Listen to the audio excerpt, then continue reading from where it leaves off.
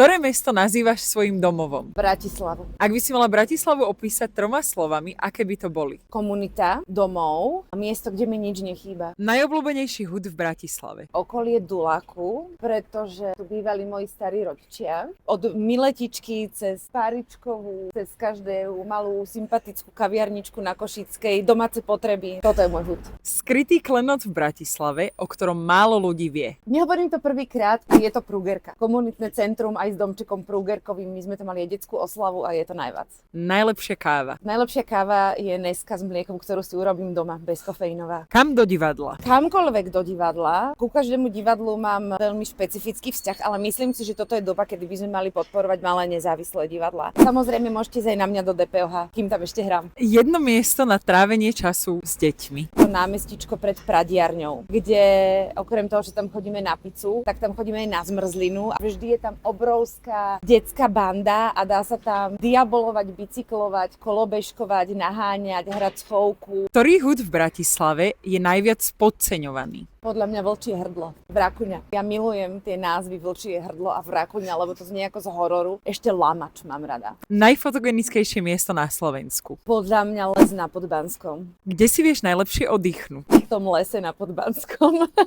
A ešte na našej chalúbke polo rozpadajúcej sa medzi Krupinou a Veľkým Krtišom. Čo v Bratislave nenájdeš nikde inde na svete? Kým prídem, dajme tomu odtiaľto do divadla, tak stretnem asi 5 ľudí, s ktorými sa vyobímam a toto nikde inde na svete neexistuje. Kam ideš, keď chceš byť úplne sama? Domov. A čo pre teba znamená domov? Že tam nikdy nie som sama.